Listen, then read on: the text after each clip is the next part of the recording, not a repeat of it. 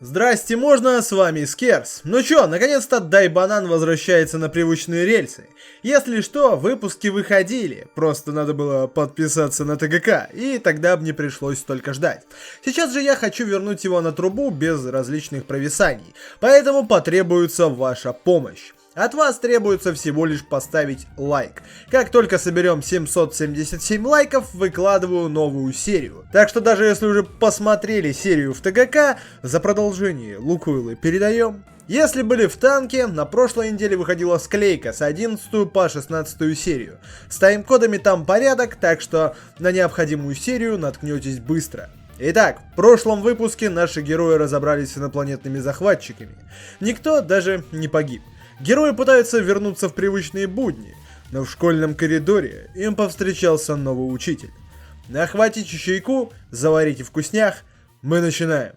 Значит, он будет их руководителем? Но мама совсем не помнит его. Девушке он кажется подозрительным, и она решает уточнить, как давно он работает в их школе. Завуч начинает уходить от вопроса. Ему бы хотелось, чтобы когда Момо станет получше, и она протрубила в рог единожды. Момо тоже ничего не поняла. Он продолжает. Ее жажда исследования похвальна. Она ведь хочет узнать побольше о нем. Любой ценой, верно? А Яса не понимает, что с ним не так. Сандзюми-сан произносит, что в этом мире так много тайн. Некоторые из них просто немыслимы. И он хочет разгадать их всех. Однако жизнь человека слишком скоротечна. Поэтому он решил, что лучше бы ему работать с другими. Теми, кто разделяет его цель. Поэтому он взял на себя роль руководителя их клуба исследования истории и культуры. Им лучше бы не разочаровывать его. Но сейчас он покажет им их клубную комнату. Некоторое время спустя вся компашка оказалась на месте. Перед ними старенький сарай. Пусть чувствуют себя как дома. Вещи, что внутри, могут убрать недавно построенный склад за зданием школы. Момо начинает злиться. Их клуб одобрили только для того, чтобы они потаскали всякую фигню? Саката тоже не горит желанием. Однако Вамола и Акарун, напротив, решили убрать все побыстрее. По итогу вся компашка превратилась в грузчиков. Хуже всех пришлось Сакате. У него нет никаких сил или костюма, так что пришлось вывозить своими силами. Некоторое время спустя Момо и Акарун оказались наедине. Девушка обеспокоена. Этот новый чел ей не нравится. Она не помнит его. Акарун тоже не припоминает, но почему-то знает его имя. А значит, наверняка он и раньше здесь работал. Внимание Акаруна привлекла парочка. Момо тут же хватает его за голову, чтобы он не смотрел. Возникла неловкая пауза. Она тут же отпускает его. Кажется, что вот теперь идеальный момент для того, чтобы признаться в своих чувствах. И Момо явно хочет наконец узнать судьбу той записки. Вот только глядя на Акаруна, ей кажется, что он невозмутим. Но на самом деле его сердце бешено стучит. А сам он не способен сказать и слова. Девушке надоело ждать признаний. И она решает их выбить из него. И в конечном счете хватает его за руку, чем сильно засмущало бедолагу. Он не понимает, что она от него хочет. Все просто. Он видел ее. Такакура упорно делает вид, что не понимает, о чем она. И тогда Момо решает испытать его. Руки по швам. Сейчас она приложит к нему своеобразный детектор лжи. Через несколько секунд Аяса прижимается к его груди. Смущение паренька достигает максимума. Момо считает, что он врет. И все видел. Ведь его сердце не стало бы лгать. И тогда Дуралей произносит, что она так бьется не из-за лжи, а из-за того, что к нему прижалась девушка. Момо злится. А если бы прижалась другая, она бы так же билась? Придурок отвечает, что да. Это окончательно выводит Момо из себя, и она уходит. А Карун понимает, что натворил. Но когда он с ней говорит, у него никак не получается набраться храбрости. Как же он жалок. Но почморить себя как следует не получится. К нему подходит староста с крайне важным вопросом. Он вампир? А Карун озадачен. Староста признается, что порой Такакура напоминает ей красавчика-вампира. Она и сама понимает, как бредово это звучит, и долго не решалась это сказать. Но в тот раз, когда он угрожал пареньку, да и сегодня, он как будто трансформировался в вампира. А Карун не понимает, из каких пор она стала видеть его таким. Это произошло, когда она подобрала золотой шар. Услышав о нем, Такакура тут же хватает ее за плечо. Староста обеспокоена. Он точно сейчас ее укусит и утащит в свой замок. Сделает ее своей игрушкой. Будет унижать а затем она станет его пищей. Такакура произносит, что не стал бы так делать. Это еще сильнее напугало ее. Он и мысли читать умеет. Но она это сказала вслух. Но ближе к яйцам, вернее, к шару. Где он? Староста рассказывает, что отнесла его в полицию.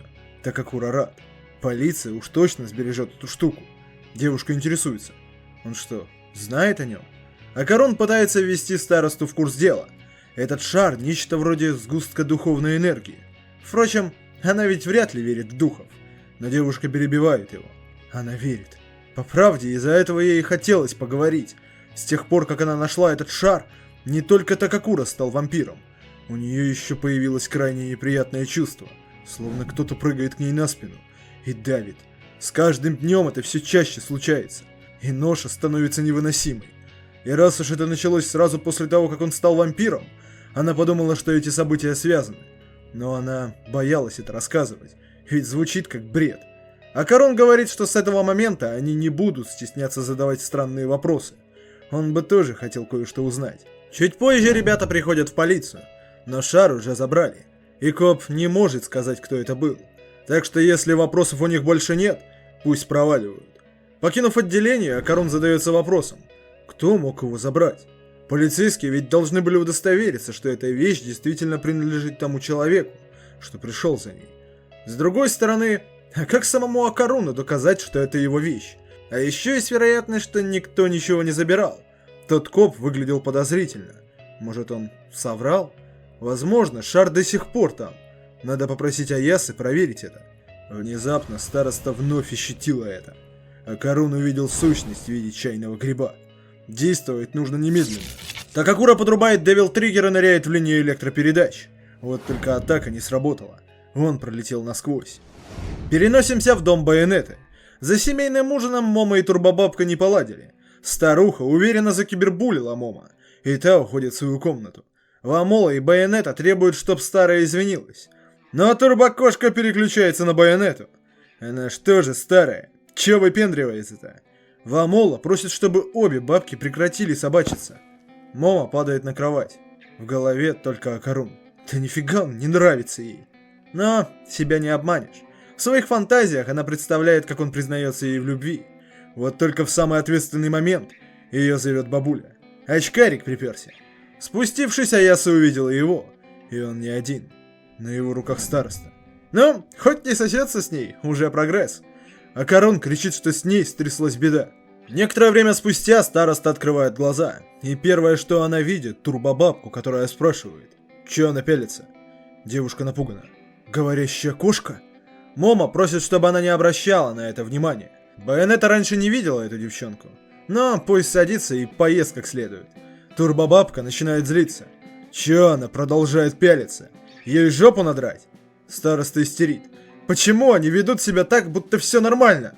Момо просит Турбобабку не издеваться над новенькой. Девчонка же начинает фантазировать. А вдруг это не просто говорящая кошка, а замаскированный красавчик-вампир? Это бы объяснило, почему он говорящий. Он будет смотреть на нее похотливыми глазами и говорить всякие пошлости похлеще Такакуры. И еще ее этот презрительный взгляд. Да уж, девчонка явно пересмотрела «Сумерек» или что там сейчас у девчонок популярно. Турбокошечка спрашивает, кого она вампиром назвала? Сомнений быть не может. Она читает мысли. А значит... Ну, как и прежде, она это вслух сказала. После небольшой перепалки Байонета наконец говорит, что за фигня происходит со старостой. Это омбудсман. Юкай. Когда-то его звали плачущим стариком. Это дух ребенка, умершего в младенчестве. Он заползает людям на спины в поисках любви. Если отнестись к нему с любовью, он сможет покоиться с миром. Но если отвергнуть его, ненависть духа будет расти, пока не раздавит цель. Момо удивилась. Выходит, у нее есть тайное дитя любви? Староста засмущалась. Быть такого не может.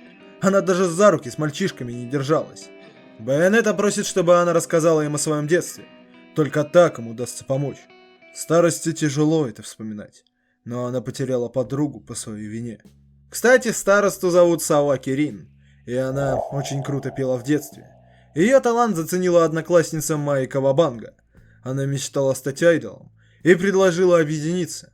Саваки будет петь, а она танцевать. Из них выйдет крутая пара. И девочки реально попробовали. Получалось вполне себе неплохо. Они здорово дополняли друг друга. У Майи уже была куча планов. Скоро детское прослушивание. И если их выберут, они обязательно попадут на телек. Рин ведь согласна сходить с ней на прослушивание. Саваки не особо хотелось, но она согласилась. Но только у девочки было много своих хлопот. Дома ей необходимо было ухаживать за престарелой бабулей, мыть посуду, готовить, и про уроки забывать нельзя было. Ее матери приходилось очень много работать, а отца не было. Но несмотря на это, Рин все равно хотела попасть на прослушивание. Она спросила разрешения у матери, но в воскресенье ей было нужно уйти на работу, а бабушку нельзя оставлять одну. Поэтому планы Рин рухнули, ведь нельзя отворачиваться от семьи. Мама рада, что у нее такая хорошая дочь. Что бы она делала без своей помощницы? На следующий день Саваки вновь репетировала номер со своей подругой. Майи была очень воодушевлена. Вместе они покорят сердца жюри. Вот только Рин набралась смелости и призналась, что у нее не получится прийти на прослушивание. Это стало шокирующим известием для всех. У них ведь такой классный дуэт. Майи просит подругу не париться о дороге. Они с мамой заедут за ней. Но Рин уверяет, что дело не в этом. Ей нужно выполнить много работы по дому. От этого не отвертеться. Девчонки не понимают, а почему ее мама не может этого сделать? И пусть не рассказывает про работу. Воскресенье же.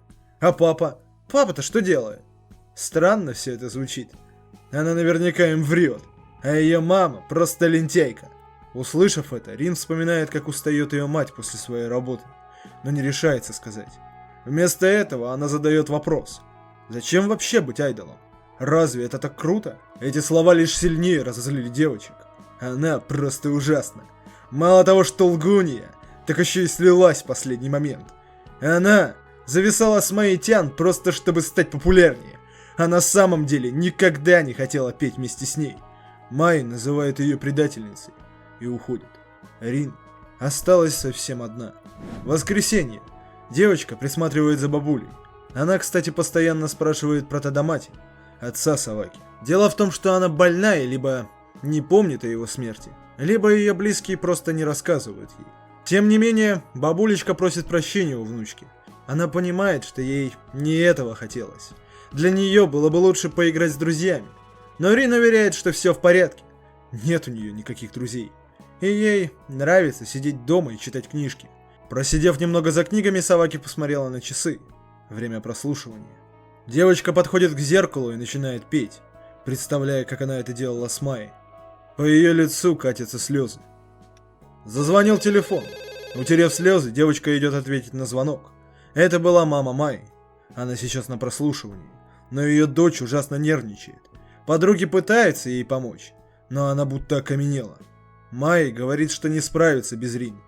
И хоть у нее не вышло связаться с мамой Саваки, но может ли Рин поехать на прослушивание сейчас? Рин помнит просьбу мамы и не может согласиться. Но бабушка все слышала и говорит, чтобы внучка отправлялась. Она все-таки взрослая и уж как-то посидит дома одна. А вот дорогая внучка должна жить без сожалений. Тогда она согласилась. И поэтому мама Майи Тян поехала за ней. Но по пути попала в аварию.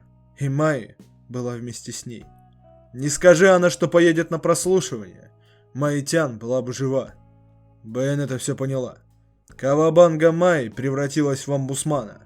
Видимо, яичко пробудило чувствительность Рин к сверхъестественному, позволив ощутить ее присутствие. Но расслабляться нельзя. У этих якаев воспоминания о жизни постепенно растворяются, пока не остается лишь ненависть, мешающая покончить с сожалениями. Их одержимость превращается в глубокую обиду. И те превращаются в существ, неизбежно убивающих своих носителей. Если не решить эту проблему, Кавабанга Майи прикончит ее. Мама не понимает. Она следит за ее аурой довольно давно, но никаких злых духов нет. Омбудсман труслив по натуре и постоянно прячется. Им нужно выманить его. Наверняка он сожалеет о прослушивании, поэтому избавить ее от сожалений можно лишь попав на прослушивание. Чуть позже вся компашка приходит в школу. Бен это объясняет, что здесь полно духов. Мама ведь слышала о 7 загадках. Омбудсман — это дух ребенка. Его будет проще выманить вместе кишащим духами. Мама спрашивает, а почему Вамола не с ними? Дело в том, что Байонетта считает ее хрупкой девочкой, Поэтому оставила ее дома с турбобабкой. Аяса сердится. Бабуля все перепутала. Вамола, кремень. Неожиданно к ним присоединяются старые знакомые, артисты Хаяси. Их вызвала Байонета. Пора начинать. Троица озадачена. Что начинать? В этот раз с Хаяси подготовились как следует. У них даже отдельная платформа. Она нужна для того, чтобы они смогли оформить прослушивание. Байонета поясняет. Омбудсман умеет управлять гравитацией. Он притягивает к себе злых духов, становясь все больше и больше. А затем насмерть давит свою жертву под огромным весом. Как только омбудсман покинет тело Рины за выступление Хаяси, все духи в школе притянутся к нему и нападут толпой. И они будут сваливать от них. Попутно пробегут то место, где погибла Кавабанга Мия, чтобы она вспомнила свою жизнь. Затем выманят духа прямо к месту, где происходило прослушивание. План примерно такой. Ну, время начинать. Очкарик остается внизу. Будет помогать тянуть платформу. Акарун удивился.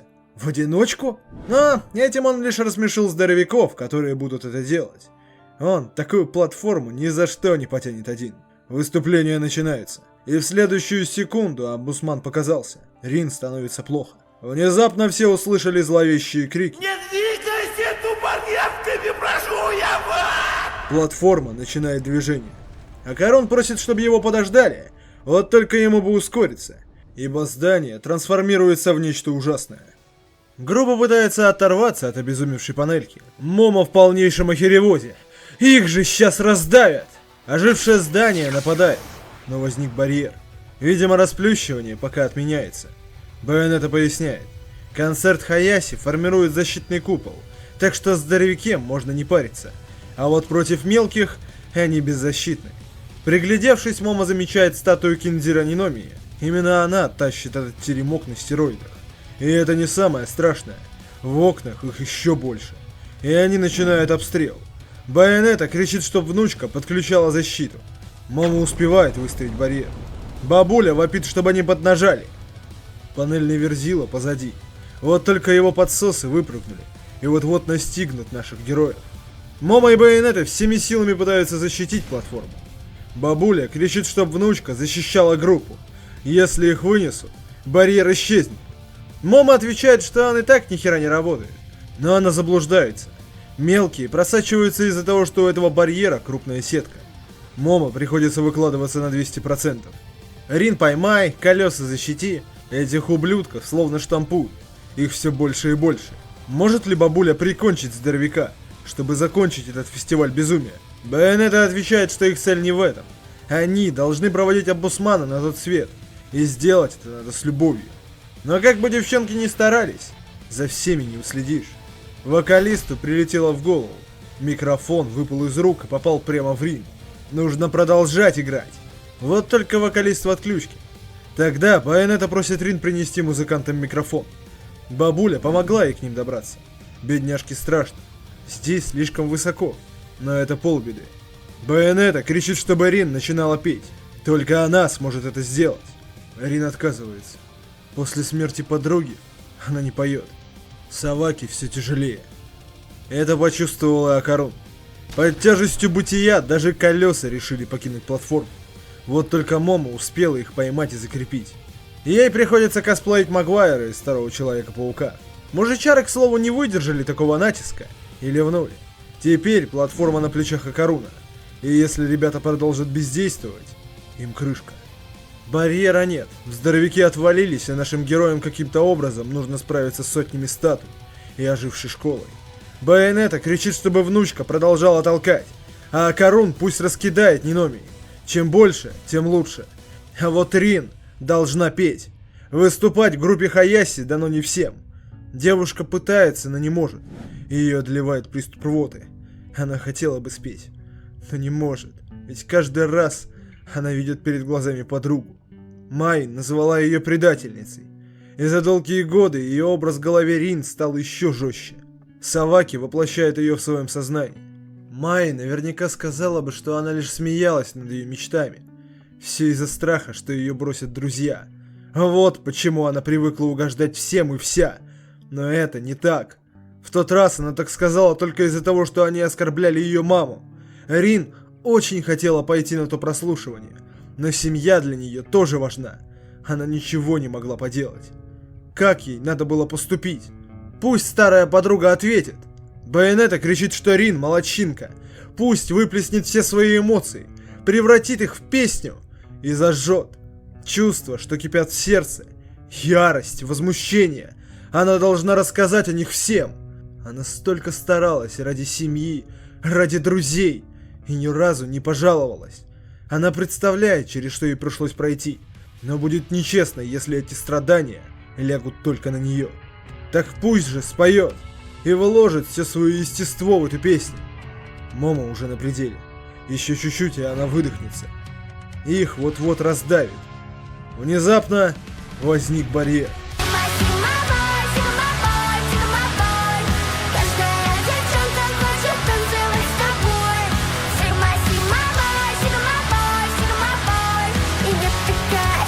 Рин наконец сумела взять микрофон и решила послушать Сейка. Байонета и Акарун падают. Бабуля просит внучку, чтобы она смягчила падение. Героям удается зацепиться. Платформа продолжает движение. Во многом благодаря Момо, которая вновь удерживает колеса. Акарун, оказавшись на земле, подхватывает платформу, чтобы она не сбавляла скорость. Рин продолжает петь. Девушка просит прощения у Маитян. Она обижена на нее, и вряд ли ей хочется слушать эту песню. Но когда она обещала ей стать айдолом, это было искренне. Эти чувства не ложь. Омбудсман показался. Рин вновь перестает петь. Тяжесть слишком велика. Момо пытается выяснить, в чем дело. Увидев омбудсмана, девушка испугалась. Он становится все больше. Байонета кричит, что крепыш тоже не отстает, а Каруну нужно ускориться. Рин не может продолжать. Она давит на ее спину и на голос. Саваки просит подругу, чтобы она сказала ей все, что накипело. Она знает, что Майя обижена на нее, но пусть выслушает. Ей тоже есть что сказать. Байонета кричит, что они уже рядом. Место катастрофы совсем близко.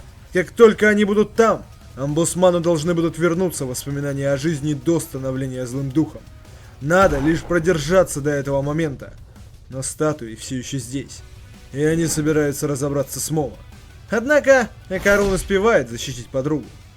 Она, конечно же, этому рада, но кто сейчас толкает платформу? Такакура отвечает, что инерция. Омбудсман собирается прикончить Рин, но внезапно его сознание пронзило воспоминание. В тот день Майя очень хотела поехать с мамой к подруге, и несмотря на уговоры матери остаться на прослушивании, Майя была непреклонна. Она хотела извиниться перед Рин, ведь наговорила ей столько плохого. Проезжая мимо ее дома, девочка увидела, что Саваки говорила им правду. Она даже не представляла, как ей было тяжело. И она не представляет, как будет смотреть в глаза Рин после сказанного. Как она вообще может быть ее подругой? На месте омбудсмана появилась Майя. Подруги после стольких лет взглянули друг на друга. Майя наконец вспомнила, что хотела ей сказать. Она обнимает Рин и просит прощения. Могут ли они остаться подругами?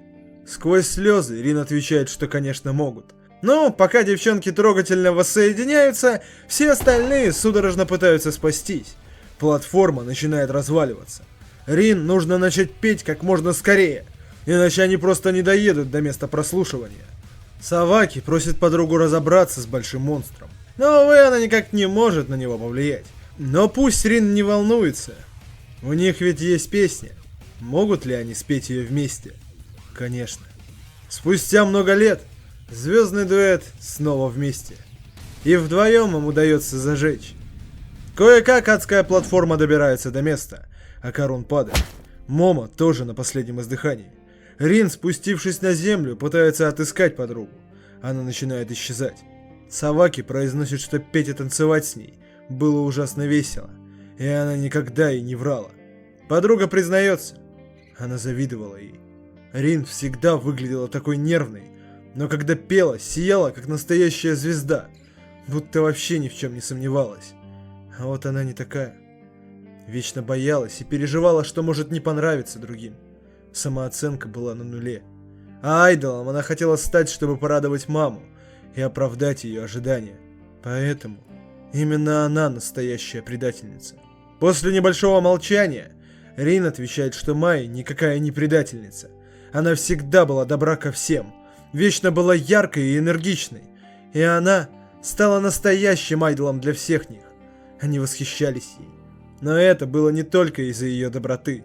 Она так отчаянно пыталась соответствовать всеобщим ожиданиям, старалась как не в себя. И вот почему была такой крутой. Майя исчезла. Рин обливается слезами. Байонета похлопала ее по плечу. Воспоминания о беззаботных деньках детства навсегда останутся в сердце Саваки. When you were here before, could look you in the eye. You're just like an angel. Your skin makes me cry.